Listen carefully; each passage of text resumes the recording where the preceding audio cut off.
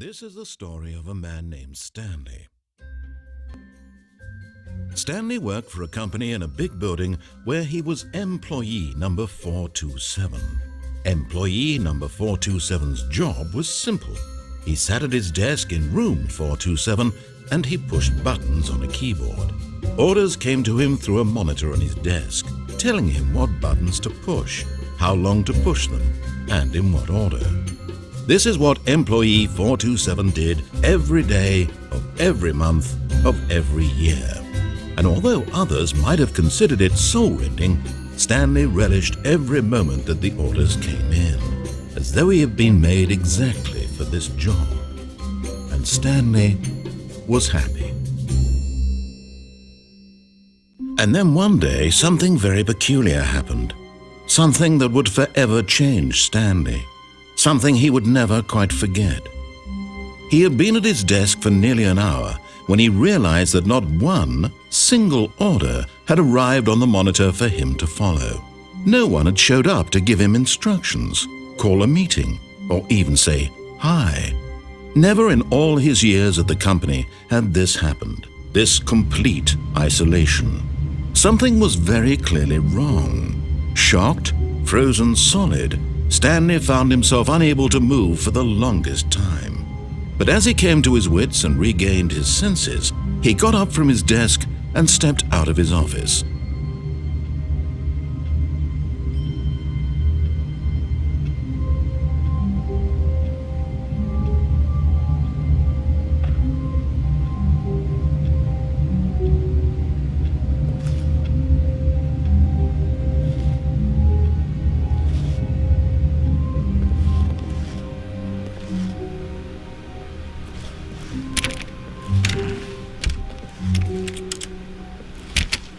All of his co-workers were gone.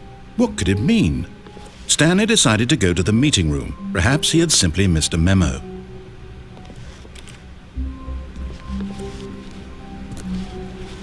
No matter how hard Stanley looked, he couldn't find a trace of his co-workers.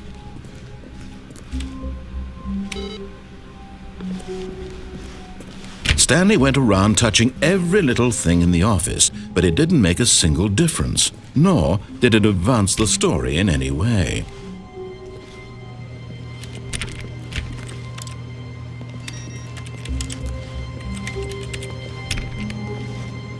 Stanley clicked on literally every single door in the office because he doesn't pick up well on cues from his environment.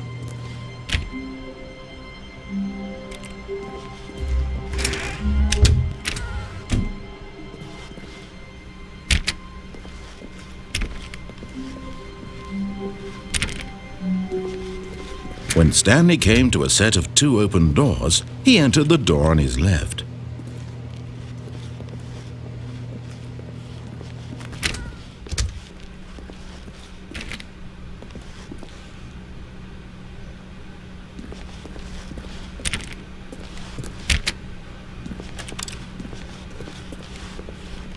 Yet there was not a single person here either.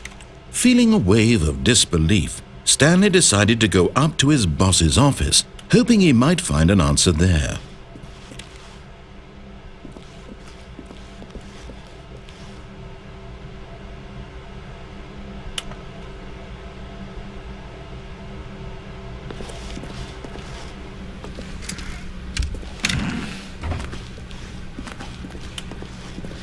Stanley stepped into the broom closet, but there was nothing here, so he turned around and got back on track. Coming to a staircase, Stanley walked upstairs to his boss's office.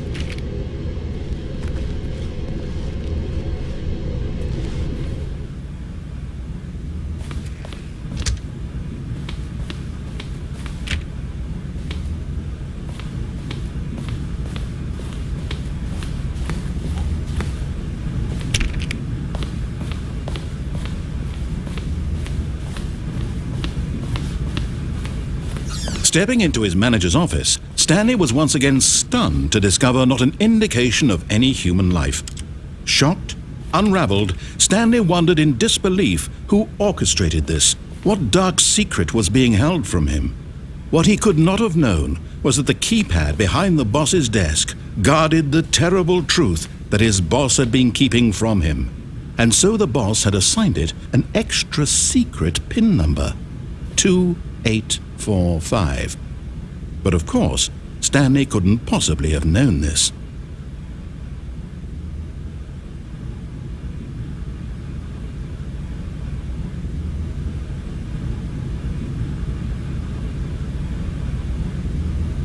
Stanley just sat around twiddling his thumbs.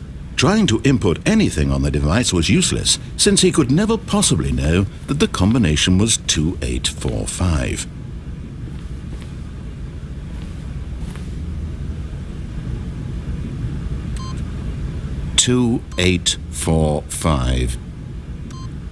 Yet incredibly, by simply pushing random buttons on the keypad, Stanley happened to input the correct code by sheer luck. Amazing. He stepped into the newly opened passageway.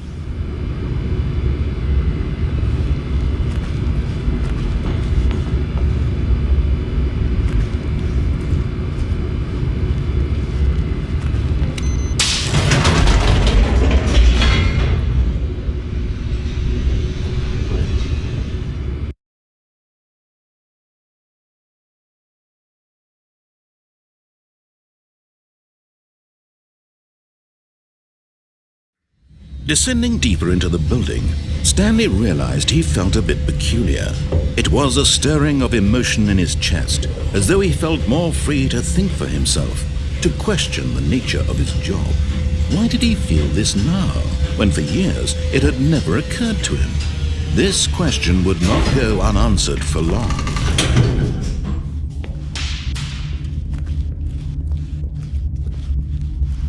Stanley walked straight ahead through the large door that read Mind Control Facility.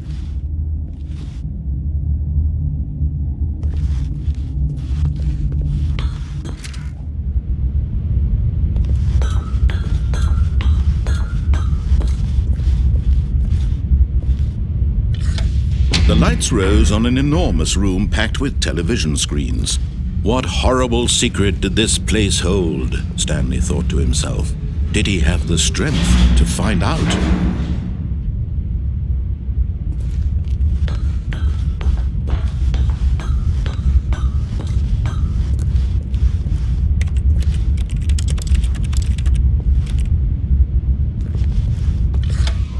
Now the monitors jumped to life, their true nature revealed.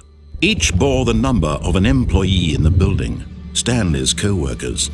The lives of so many individuals reduced to images on a screen, and Stanley, one of them, eternally monitored in this place where freedom meant nothing.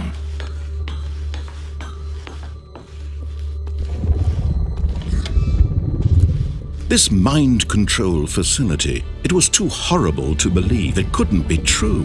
Had Stanley really been under someone's control all this time? Was this the only reason he was happy with his boring job? That his emotions had been manipulated to accept it blindly?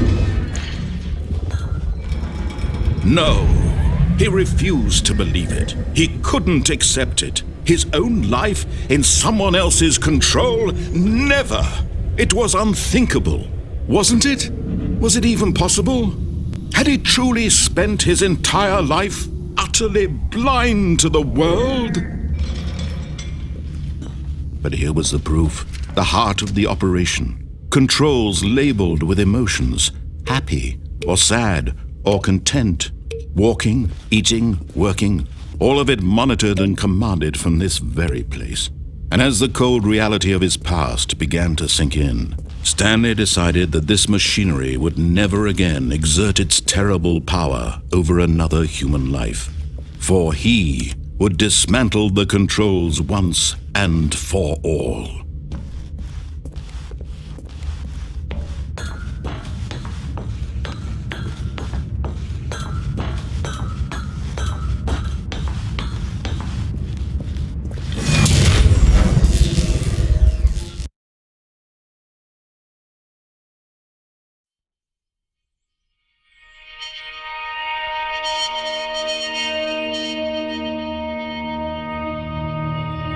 Blackness, and a rising chill of uncertainty.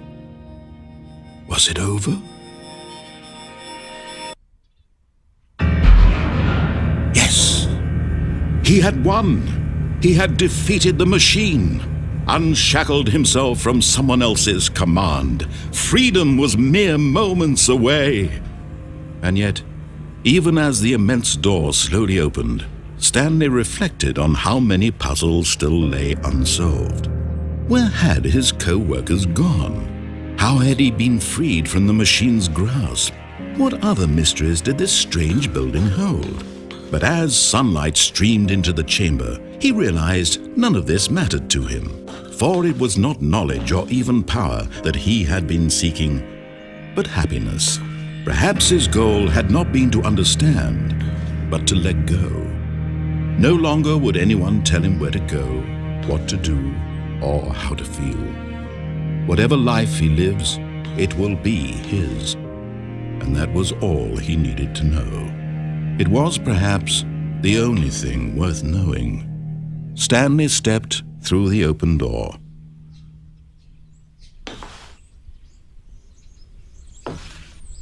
Stanley felt the cool breeze upon his skin, the feeling of liberation, the immense possibility of the new path before him. This was exactly the way, right now, that things were meant to happen. And Stanley was happy.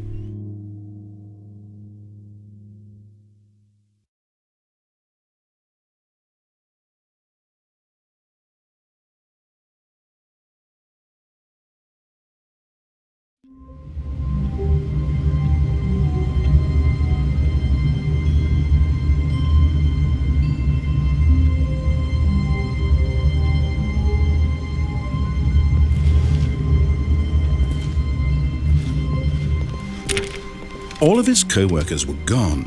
What could it mean? Stanley decided to go to the meeting room. Perhaps he had simply missed a memo.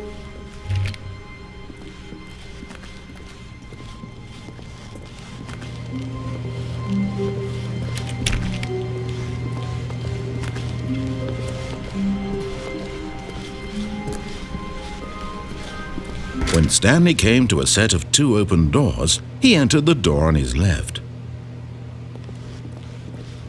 This was not the correct way to the meeting room, and Stanley knew it perfectly well. Perhaps he wanted to stop by the employee lounge first, just to admire it.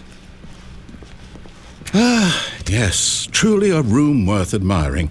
It had really been worth the detour after all, just to spend a few moments here in this immaculate, beautifully constructed room. Stanley simply stood here, drinking it all in. But eager to get back to business, Stanley took the first open door on his left.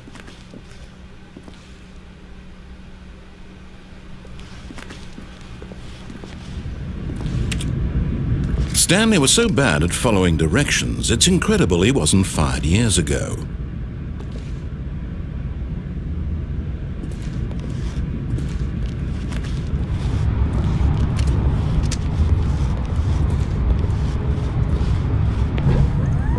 Look, Stanley, I think perhaps we've gotten off on the wrong foot here.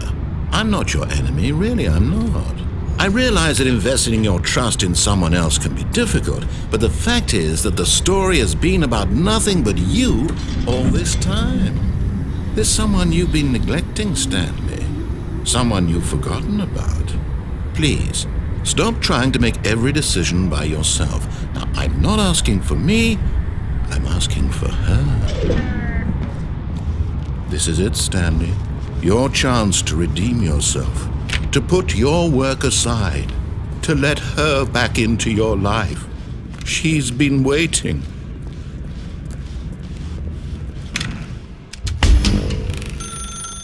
That's her, Stanley. You need to be the one to do this, to reach out to her. If you could...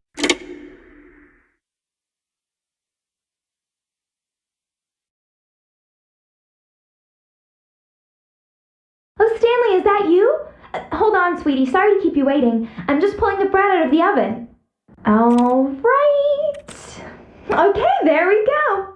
All right, now, I want you to come in and tell me all about your day. Gotcha! Oh, come on. Did you actually think you had a loving wife who'd want to commit their life to you? I'm trying to make a point here, Stanley. I'm trying to get you to see something. Come inside. Let me show you what's really going on here.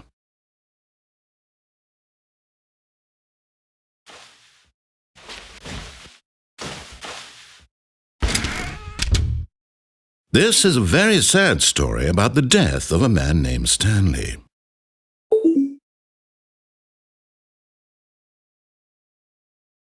Stanley is quite a boring fellow.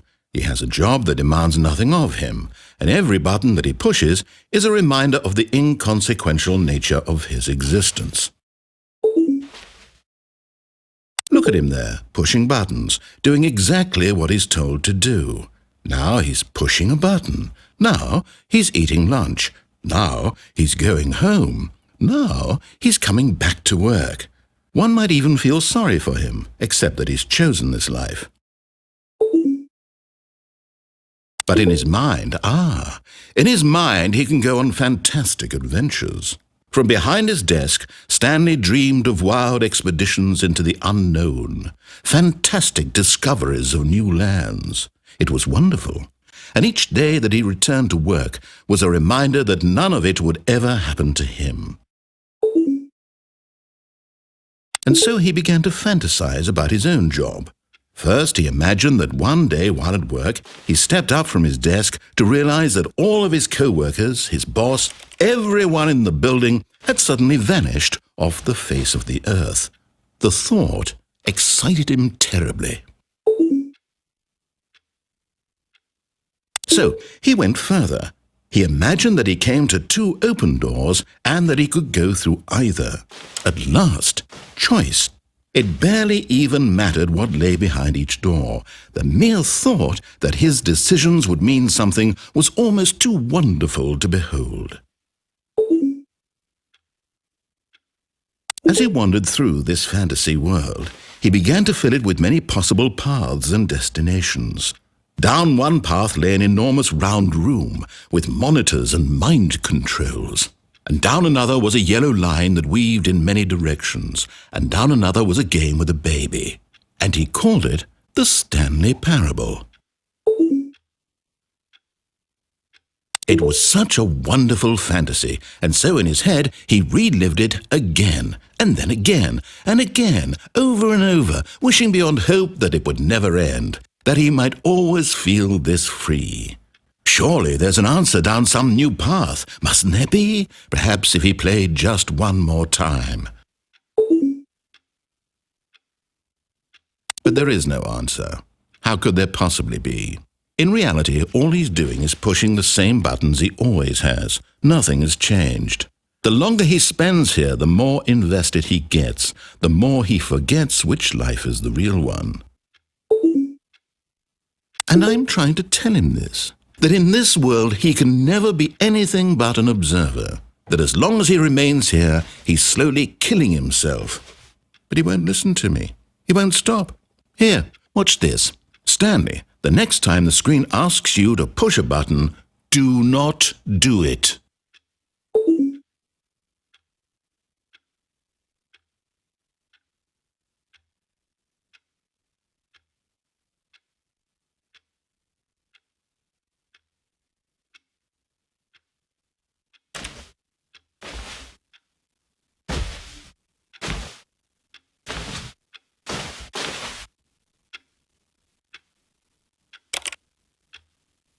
You see? Can he just not hear me? How can I tell him in a way that he'll understand that every second he remains here, he's electing to kill himself? How can I get him to see what I see? How can I make him look at himself?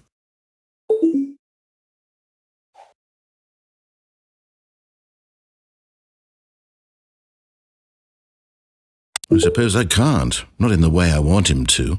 But I don't make the rules. I simply play to my intended purpose, the same as Stanley. We're not so different, I suppose. I'll try once more to convey all this to him. I'm compelled to. I must. Perhaps, maybe this time he'll see. Maybe this time. And I tried again, and Stanley pushed a button. And I tried again, and Stanley pushed a button. and I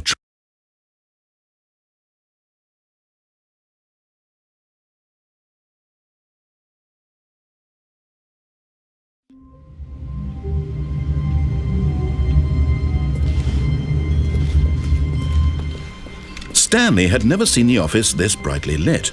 Was it a sign of something? He hoped it was. He hoped very much that it was.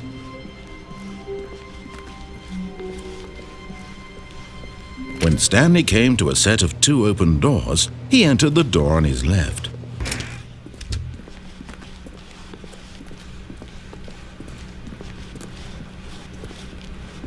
Yet there was not a single person here either. Feeling a wave of disbelief, Stanley decided to go up to his boss's office. Hoping he might come to a staircase, Stanley walked upstairs to his boss's office.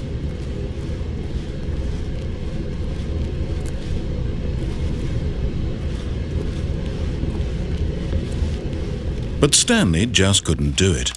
He considered the possibility of facing his boss. Admitting he had left his post during work hours, he might be fired for that. And in such a competitive economy, why had he taken that risk? All because he believed everyone had vanished? His boss would think he was crazy. And then something occurred to Stanley. Maybe, he thought to himself, maybe I am crazy. All of my co-workers blinking mysteriously out of existence in a single moment for no reason at all? None of it made any logical sense. And as Stanley pondered this, he began to make other strange observations. For example, why couldn't he see his feet when he looked down? Why did doors close automatically behind him wherever he went? And for that matter, these rooms were starting to look pretty familiar. Were they simply repeating? No, Stanley said to himself, this is all too strange. This can't be real. And at last, he came to the conclusion that had been on the tip of his tongue. He just hadn't found the words for it. "I'm dreaming!" he yelled. "This is all a dream." Oh, what a relief Stanley felt to have finally found an answer, an explanation. His co-workers weren't actually gone. He wasn't going to lose his job. He wasn't crazy after all. And he thought to himself, I suppose I'll wake up soon. I'll have to go back to my boring real-life job pushing buttons. I may as well enjoy this while I'm still lucid. So, he imagined himself flying and began to gently float above the ground. Then he imagined himself soaring through space on a magical starfield, and it too appeared. It was so much fun, and Stanley marveled that he had still not woken up. How was he remaining so lucid? And then perhaps the strangest question of them all entered Stanley's head. One he was amazed he hadn't asked himself sooner. Why is there a voice in my head dictating everything that I'm doing and thinking? Now the voice was describing itself being considered by Stanley, who found it particularly strange. I'm dreaming about a voice describing me, thinking about how it's describing my thoughts, he thought. And while he thought it all very odd and wondered if this voice spoke to all people in their dreams, the truth was that, of course, this was not a dream. How could it be? Was Stanley simply deceiving himself, believing that if he's asleep he doesn't have to take responsibility for himself? Stanley is as awake right now as he's ever been in his life. Now, hearing the voice speak these words was quite a shock to Stanley. After all, he knew for certain, beyond a doubt, that this was in fact a dream. Did the voice not see him float and make the magical stars just a moment ago? How else would the voice explain all that? This voice was a part of himself too. Surely, if he could just... He would prove it. He would prove that he was in control, that this was a dream. So he closed his eyes gently, and he invited himself to wake up.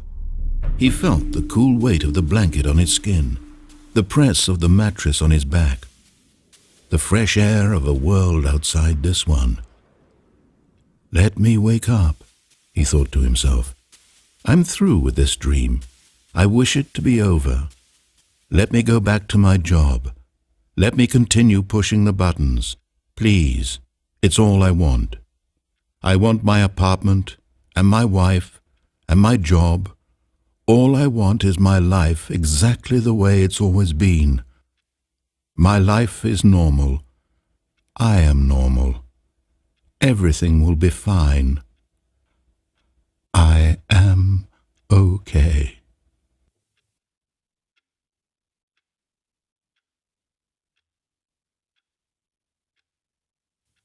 Stanley began screaming. Please, someone, wake me up. My name is Stanley. I have a boss. I have an office. I am real. Please, just someone tell me I am real. I must be real. I must be. Can anyone hear my voice? Who am I? Who am I? And everything went black.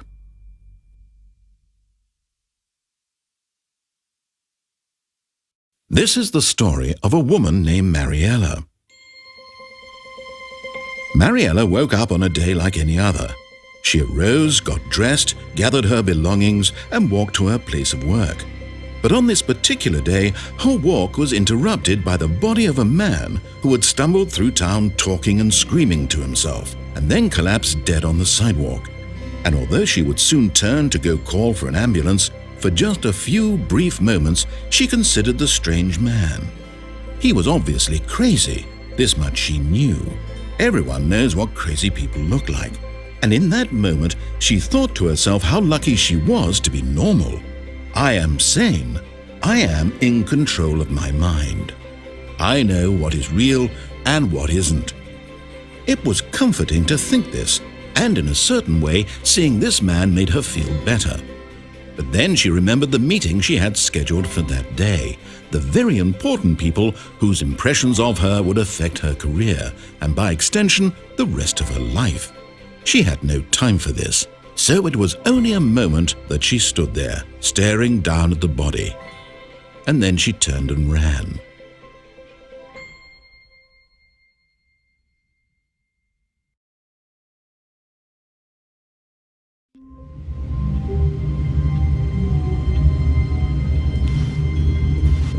All of his co-workers were gone. What could it mean? Stanley decided to go to the meeting room. Perhaps he had simply missed a memo. When Stanley came to a set of 2 open doors, he entered the door on his left.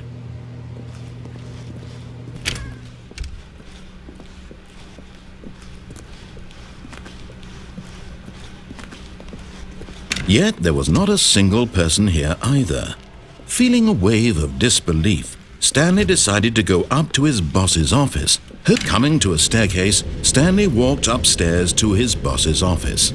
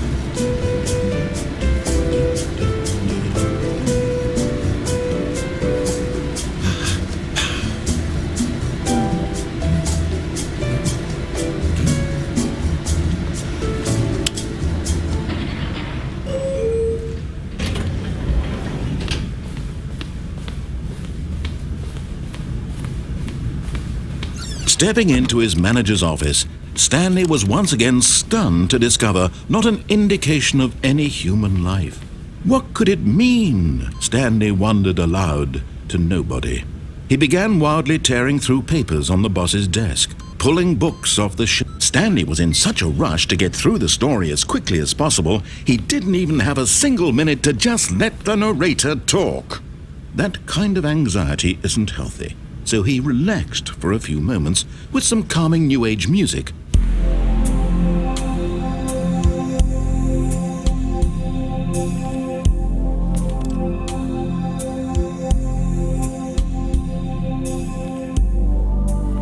Feeling soothed and rejuvenated, Stanley calmly walked forward into the opened passageway.